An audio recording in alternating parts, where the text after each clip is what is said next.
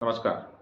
वैदिक ऊर्जा में आपका स्वागत है। मैं पंडित कृष्णा नगाइच आपका चैनल पे स्वागत करता हूँ। आज का विषय महत्वपूर्ण है और वास्तु और हमारी शास्त्रगत पूजा पद्धति से भी संबंधित रिश्ता रखता है। मित्रों, कुछ दिन पहले जो है एक हमारे देश के एक अभी के पॉपुलर सोशल मीडिया पे एक वास्तुविद हैं, जिन्होंने ये अपने एक रील के माध्यम से ये बोला कि ईशान कोण में सभी घरों में पूजन होता है। मतलब नॉर्थ और ईस्ट, उत्तर और पूरब के बीच का जो कोना है उसको ईशान कोण बोलते हैं। और ऐसा वास्तु के हिसाब से कहा जाता है कि ईशान कोण में मंदिर होना चाहिए। तो ज़्यादातर लोग जो वास्तु पर विश्वास करते हैं, मानते हैं, वो अपना मंदिर ईशान कोण में रखते हैं।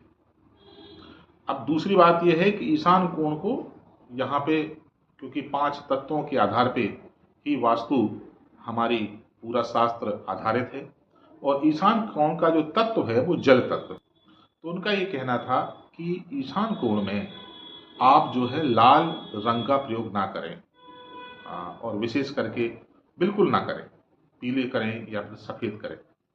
और इसको लेकर के कई प्रश्न मेरे पास आए हैं, तो मैंने सोचा कि वीडियो के माध्यम से आप लोगों को ये कुछ जानकारी देना चाहता हूं, और आपकी जिम्मेदारी है कि मेरे इस वीडियो को आप उन लोगों को ज़रूर फॉरवर्ड और शेयर करें जो इस बात को लेकर के असमंजस में हैं, या जिन्होंने चिंता पाल ली है या कुछ बदलाव कर लिए।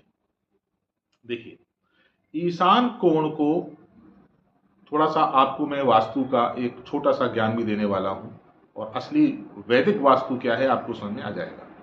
ईशान का महत्व क्यों है, पहले तो ये समझ लीजिए। जल तत्व और वायु तत्व हम समझेंगे ही, पर ईशान कोण को हम लोग महत्वपूर्ण क्यों मानते हैं? क्यों मानते हैं कि ईशान कोण में ध्यान अच्छा लगता है, ईशान कोण में जो है ऊर्जाएं अच्छी आती हैं? वो इसलिए है क्योंकि सूर्य जो है वो पूरब से निकलता है, और पूरा चक्कर काट के, जैसे कि हर प्रहर में आप ये मान के चलिए कि सूरज की किरणों में परिवर्तन होता रहता है।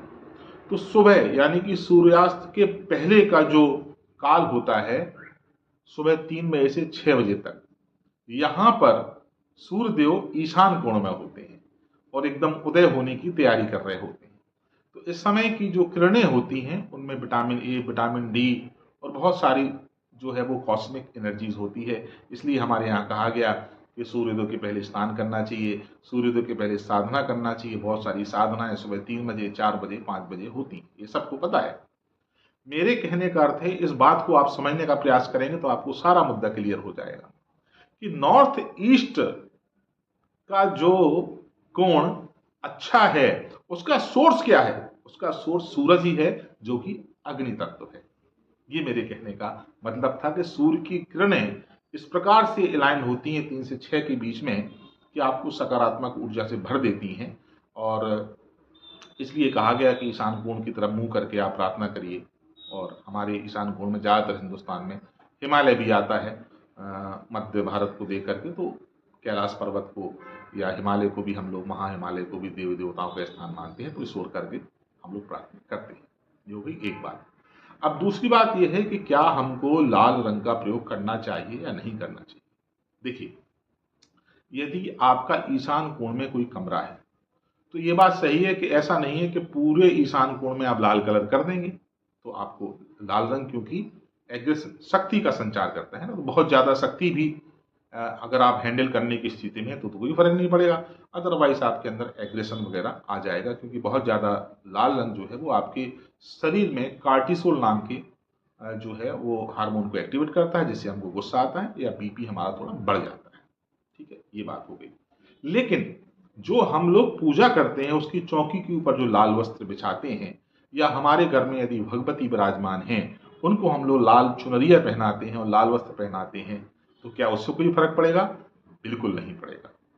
क्योंकि कोई भी वास्तु और कोई भी ग्रह ईश्वरी शक्तियों से बड़ा नहीं है। यदि तो आप वास्तु को मान लेंगे भगवान से बड़ा है, और जो वास्तुविद हैं वो अपने आप को भगवान से ऊपर, शंकराचार्य से ऊपर मान रहे हैं, तो बात अलग है। अन्यथा कोई भी पूजन का सामान, शक्ति और शिव, अगर नॉर्थ ईस्ट कैलाश शिव है तो जो लाल रंग की वहां पे भगवती विराजमान है वो शक्ति है, और शक्ति के बिना शिव अधूरे हैं। और नॉर्थ ईस्ट में तो हम लोग अग्नि भी प्रज्वलित करते हैं। तो वो तो साक्षात अग्नि अग्नि है, तो क्या हम लोग दीपक नहीं जलाएंगे, क्योंकि वो भी अग्नि तत्व है। जैसे ही कि साउथ ईस्ट में यानी कि दक्षिण पश्चिम आग्नेय कोण में हम लोग किचन बनाते हैं, क्योंकि कहा गया वो अग्नि तत्व की दिशा है। तो क्या वहां पे सिंक या पानी या पीने का पानी नहीं होता है? क्या वहां पे पानी नहीं रखना चाहिए? या किसी के यहाँ रसोई में पानी नहीं रखा जाता है, सब्जियों में पानी डाल के नहीं पकाया जाता है, तो कह दिया जाए कि नहीं साहब साउथ ईस्ट में तो आग ही जलेगी, आप जो है वो आटे में भी पानी मत डालिए, सब्जी में भी पानी डालिए। तो बहुत सारी चीजें हमारे यहाँ जो वास्तु में कही जा रही हैं वो इसलिए कही जा रही हैं कि हम कैसे अलग दिखें। कुछ ना कुछ बोलना है, रोज रील बनाना है, तो रोज रील बनाने के लिए मैटर खत्म हो गया, ज्ञान लोगों का लिमिटेड है, तो कुछ भी जो भी मनाया अपने हिसाब से वो कह दिया गया। शास्त्र में क्या लिखा है और क्या नहीं लिखा है इसके बारे में कोई चर्चा नहीं है। तो दो तरह की वास्तुएं हैं हमारे यहाँ। एक वास्तु है वैदिक वास्तु, जो हमारे शास्त्रों पर आधारित है।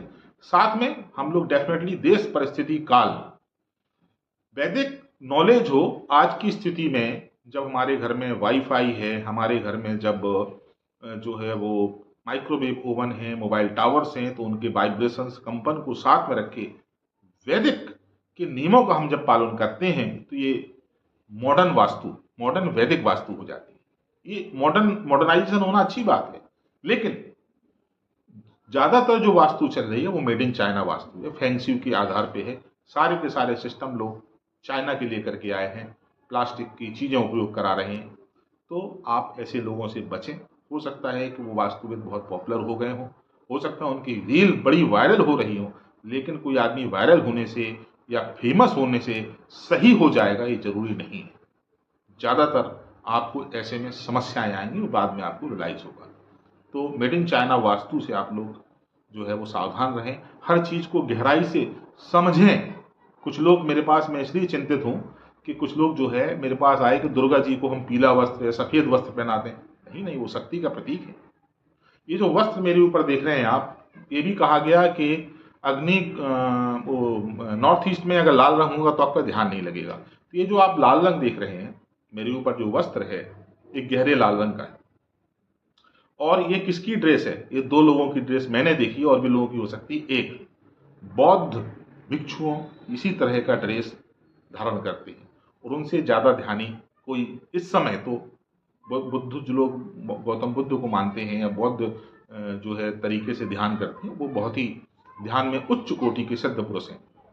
दूसरी, यही ड्रेस जो है वो हिमालय के सबसे बड़े, सबसे पुराने पीठ की है, जहां पे कि भगवान श्री मत्स्येंद्र नाथ जी जिस कुलाधीश हुए हैं, जहाँ के कुलाधीश गोरक्षनाथ जी हुए हैं, जहाँ के कुलाधीश स्वयं भगवान शिव रहे, वहाँ की ये ड्रेस है, यूनिफॉर्म है। इसको पहन करके वहाँ पे अखिल ब्रह्मांड की जो सबसे बड़ी बड़ी साधनाएं हैं सब होती हैं, और ध्यान की लोग जो सिद्ध हैं वहाँ पे परम से परम, अति परम लेवल पर इसी ड्रेस को पहन के पहुँचते हैं।